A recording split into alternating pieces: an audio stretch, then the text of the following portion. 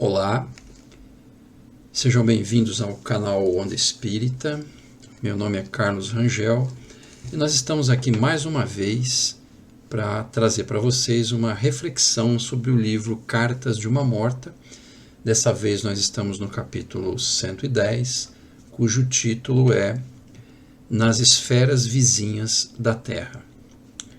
E nós estávamos fazendo uma reflexão nos capítulos anteriores, onde o orientador da Maria João de Deus trouxe uma série de ensinamentos, levou ela para outros orbes, né, para que ela pudesse conhecer outras criações divinas. E aí ela começou a fazer algumas reflexões, e nesse capítulo especificamente, né, ela traz alguns detalhes, algumas orientações e reflexões acerca da vida e de algumas realidades para o Chico, né, que era o seu filho então. E aí ela vai dizendo o seguinte: não são poucos os que na morte presumem o encontro inesperado de uma fonte inesgotável de onisciência e julgam na sua inércia intelectual que os espíritos são criaturas sobrenaturais, cuja zona lúcida já atingiu o zênite do conhecimento. Como é que ela está introduzindo esse capítulo, né? Ela está dizendo para o Chico que, assim, muita gente, quando desencarna, acha que quando vai chegar do outro lado vai encontrar o próprio Deus, o próprio Criador, né? Como se ele estivesse à mercê ou à disposição da nossa vontade. E aí ela complementa dizendo que na falta de vontade das pessoas de desenvolverem o seu raciocínio lógico, a sua intelectualidade, elas então ficam imaginando que no mundo espiritual existem, ou as criaturas de lá são criaturas sobrenaturais. Alguma coisa fora da normalidade, fora de uma lei, né? Porque sobrenatural significa além do natural, né? E essas pessoas muitas vezes acham que esses seres existentes do outro lado, né, atingiram muitas vezes o topo, o cume do conhecimento, né? Existe muita distorção acerca do entendimento das coisas do mundo espiritual. Por isso que na doutrina espírita, para nós, é muito importante os estudos, porque a gente começa a compreender melhor como funciona, o que acontece e como né, essa espiritualidade, esse mundo espiritual que a gente se refere, o que a gente ouve muito falar. Até para que a gente possa compreender e entender, porque vai ser aonde nós vamos um dia, quando a gente desencarnar aqui na Terra.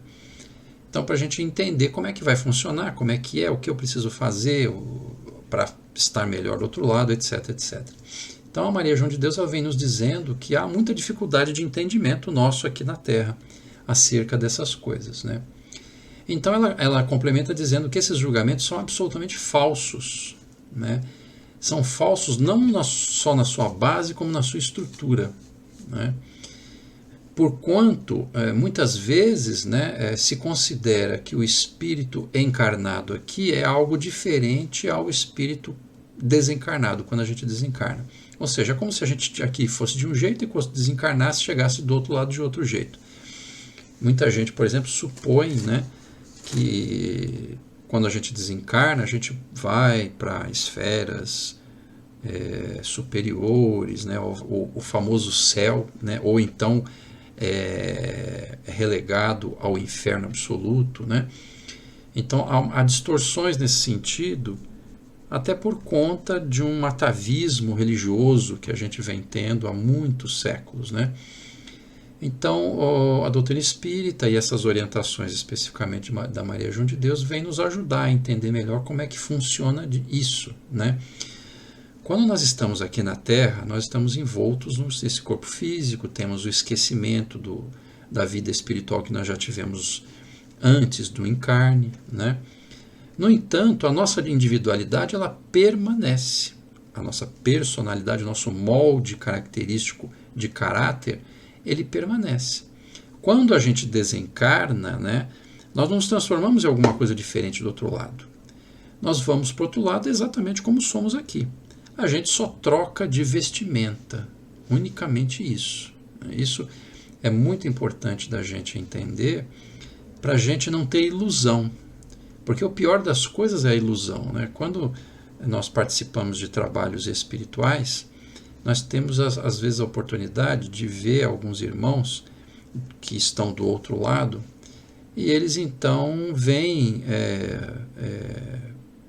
com ilusões ainda montadas, ainda desejando encontrar Deus, né? Dizendo, olha, eu vim aqui para o mundo espiritual, eu morri, né? Morri entre aspas, e eu quero uma audiência com Deus, né? Eu quero um encontro com Deus, né? Ou me disseram, me prometeram o paraíso, eu cheguei aqui, não tem paraíso nenhum, né? E aí vem uma série de enganos, exatamente porque a gente não procurou entender com mais perfeição o que vem a ser o mundo espiritual, o que somos nós enquanto espíritos, né?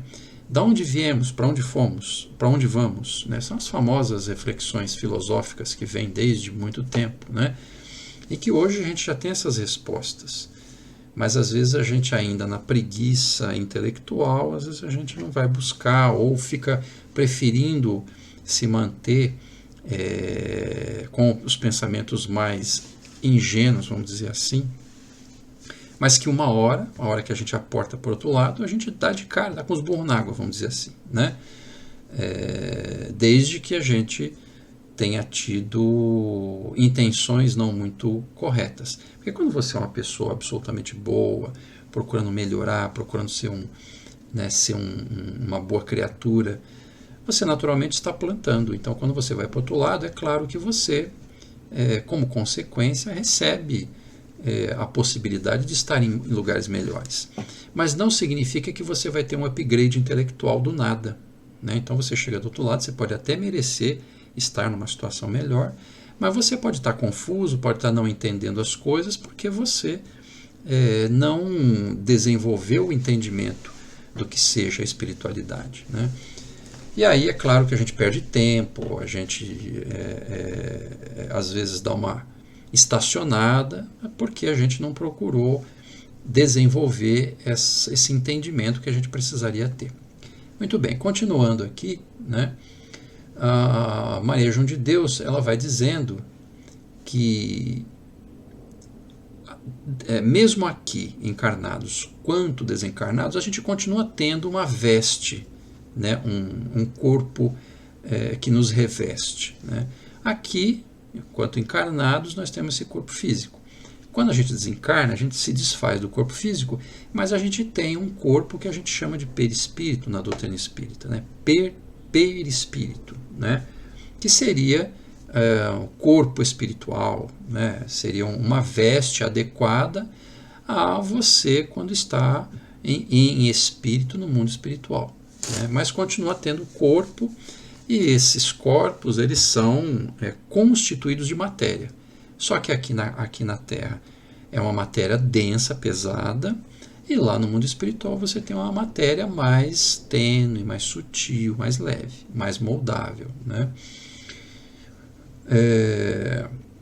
E aí ela vai dizendo, a gente está falando isso porque ela vai orientando e vai posicionando a gente em alguns aspectos para a gente ter um pouquinho de entendimento em relação a essa questão de você estar aqui e você ir para o outro lado, como é que um pouco disso se manifesta, etc., né? Então ela fala que para moldar a nossa alma, o nosso espírito, né? Principalmente para aqueles que ainda são muito incrédulos, aqueles que não desejam entender as leis divinas, né? Principalmente aqueles que vão contra as leis divinas, né? E ferem o seu semelhante.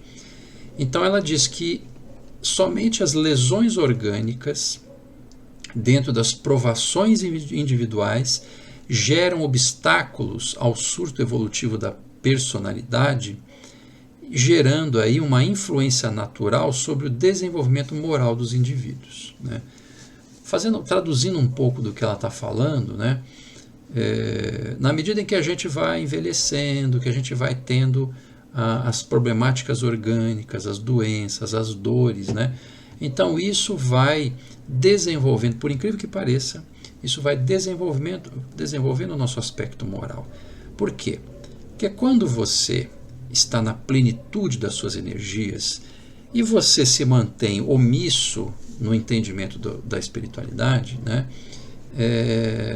Você vive uma existência, muitas vezes, completamente alienada da sua realidade enquanto espírito. Porque nós não somos o corpo físico, pessoal, nós somos espírito.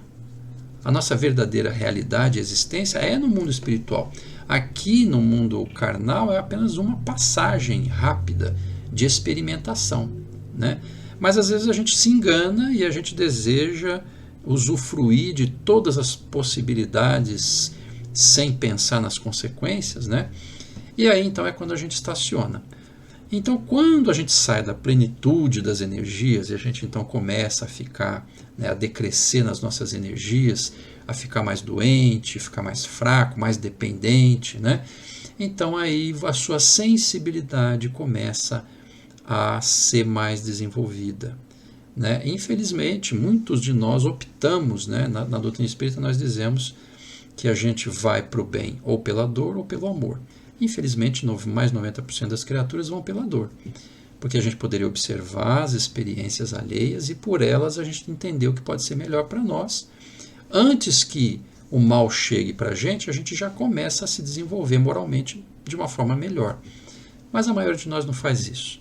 Então espera que a dor chegue para poder ir lapidando a nossa alma, né? É mais ou menos isso que ela fala, né? Depois ela continua fazendo reflexão e vai dizendo que na generalidade dos homens a matéria nada mais é que a veste temporária, que é o que a gente estava falando agora há pouco, e que o fenômeno da morte nos faz trocar por outra. Então quando você vai para o outro lado, é como se você só trocasse de roupa. Você tira uma roupa pesada e coloca uma roupa leve, né? Mas você não muda, você na sua essência, na sua estrutura de personalidade, você não muda absolutamente nada, né? E de qualquer forma, essas vestes, seja no mundo carnal ou no mundo espiritual, elas têm a mesma base material, né? E no entanto, essa veste, seja aqui no mundo físico, seja no mundo espiritual, ela atende às necessidades do plano em que você vive. Então nós aqui no mundo carnal, nós temos determinadas necessidades existenciais, né? Esse corpo que a gente veste, ele está apto a que a gente possa desenvolver essas atividades no mundo carnal. Quando você vai para o mundo espiritual, você tem uma outra realidade, ainda que você esteja mergulhado ainda no mundo material, mais tênue, né, mais sutil, mas você tem ali uma necessidade um pouco diferenciada.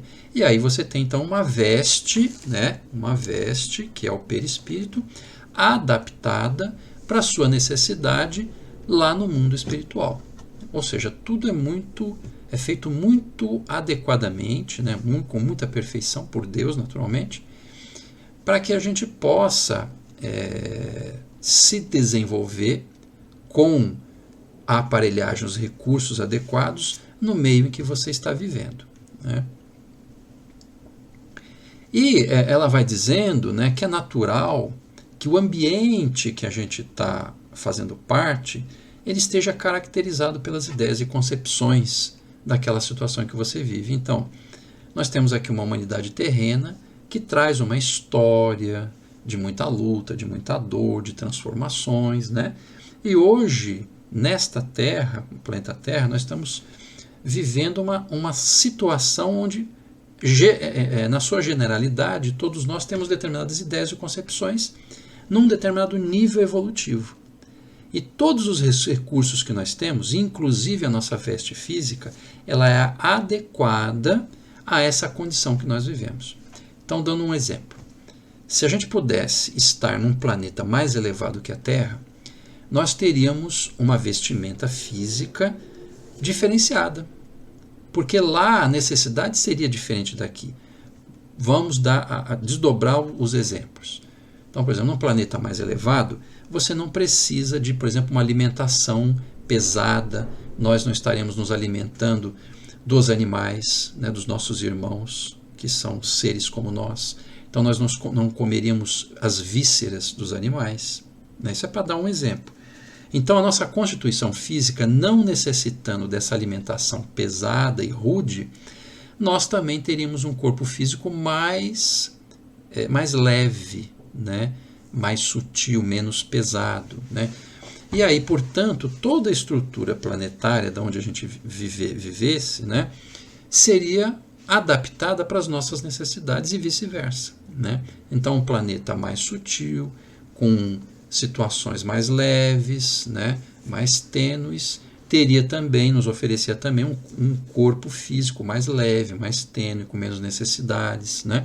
Então, tudo, pessoal, é proporcional, na verdade, ao estado evolutivo nosso. E nós vamos nos localizar naquele lugar que é mais adequado à nossa situação evolutiva, né?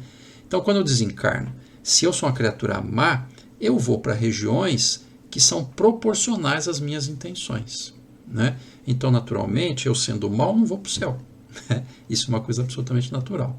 Eu vou para uma localidade onde se reúnem criaturas que têm o mesmo nível que eu, né? Aí eu vou sofrer as consequências de eu ser assim, mas porque eu desejo ser assim, eu me mantenho assim, então eu vou estar localizado junto com pessoas que são semelhantes a mim, né?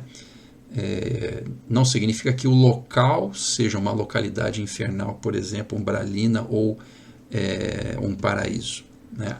A localidade ela é gerada pelas criaturas que estão ali, mas nós nos reunimos em conformidade com a nossa afinidade.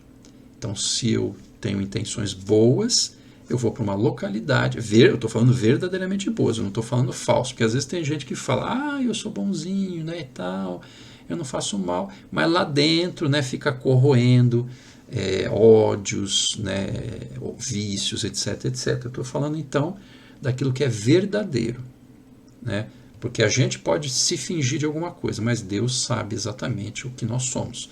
Então, do outro lado, se realmente nós temos boas intenções, nós vamos ser recolhidos por pessoas boas. Ou seja, nós vamos em direção a uma localidade que é boa, que é proporcional às minhas verdadeiras intenções enquanto alma, enquanto espírito, né?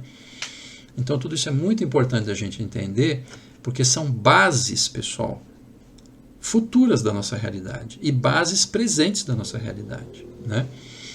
Nós temos o que merecemos. A Maria João de Deus ela vai continuando a fazer algumas reflexões. Ela vai dizer que muitas vezes nós temos descrições do mundo espiritual, né, cheio de preconcepções, né, com ideias pré-concebidas, na sua maioria errôneas, né? E nós temos ainda aquelas intenções constantes de criticar. Então a gente critica isso, critica aquilo, né, sem parar para que a gente possa examinar sem paixão, né? Ou seja, de uma forma neutra, para que a gente possa avaliar com assertividade as coisas do espaço, as coisas do mundo espiritual. E só sendo isento das nossas paixões, das nossas tendências, é que a gente pode, então, determinar melhor como é e como se desdobra as coisas do mundo espiritual. Porque toda vez que a gente se entrega às paixões, principalmente às extremas, né, a gente distorce as coisas. É como na política, né?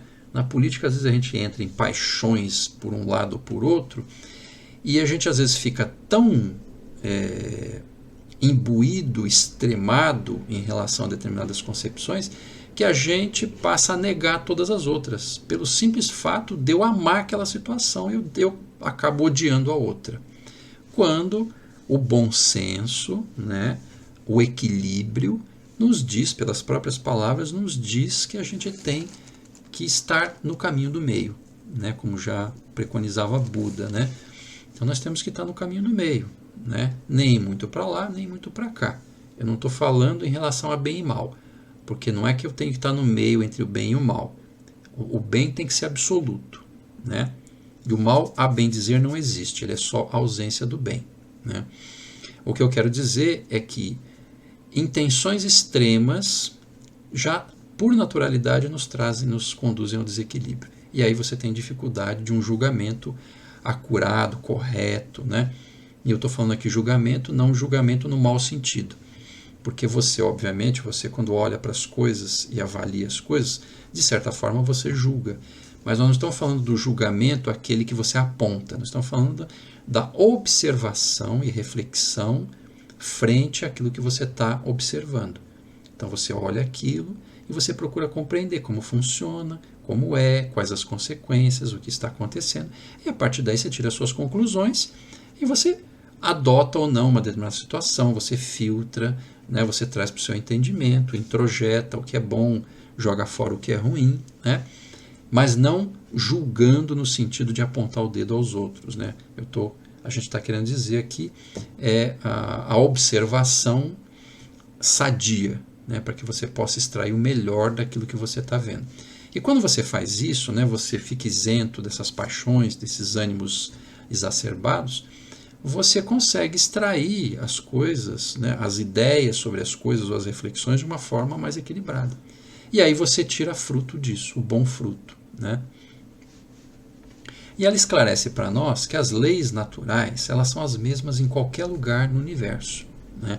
Eventualmente, leis da física, leis da química, elas podem ser aplicadas numa extensão aqui na Terra, e se você for para outros planetas com outras estruturas, você vai descobrir que existem outros desdobramentos das leis da física, das leis da química, etc. Entretanto, a lei divina absoluta ela é a mesma em qualquer lugar. Né? A lei acima daquilo que os nossos olhos e a nossa inteligência pode perceber, né? Ela é absoluta e única em todos os lugares do universo. Né? E um detalhe que ela lembra é que a lei divina ela não pode ser modificada. Isso é importante porque às vezes a gente, no afã do nosso orgulho, né, a gente achando que pode muito, a gente acha que as leis precisam ser moldadas segundo a nossa vontade. E isso não existe. A lei é única, eu estou falando a lei de Deus. Né? A lei de Deus é única e não pode ser modificada. É por isso que, por exemplo, a gente não briga a gente não briga com Deus quando uma caneta cai no chão. Né? Você mesmo, muitas vezes a gente fala, deixei cair o copo, né? Quebrei o copo. Mas você não vai contra a lei da gravidade. Né? A lei da gravidade nos sustenta aqui na Terra. Né? Agora, quando alguma coisa, alguma situação, por exemplo, de doença, nos acomete, aí a gente reclama. Mas isso faz parte daquela lei única que a gente falou agora há pouco. Né? É uma lei que abrange tudo e que impulsiona a gente para frente, né? Na direção da perfeição. E a gente vai caminhando nela devagarzinho até a gente conseguir realmente se libertar dessas paixões que a gente ainda vive, né? Eliminando os nossos erros, os nossos defeitos, as nossas dificuldades. Né? Mas a gente não pode mudar a lei de Deus. A lei de Deus ela é absoluta e única. Né? O que nós precisamos é compreendê-la. E ela sempre trabalha e existe para o nosso melhor. Né? Então, uma vez que a gente compreende como ela funciona, a gente se adequa melhor, a gente flui melhor, né, nessa lei, porque a gente a compreende, e você então não é pego de surpresa e você consegue então caminhar para frente. Né?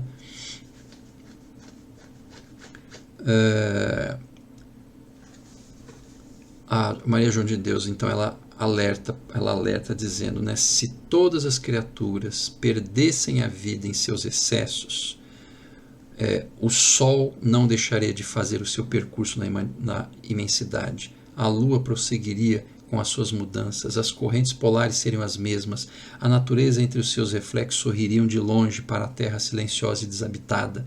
O que ela quer dizer com isso? Né?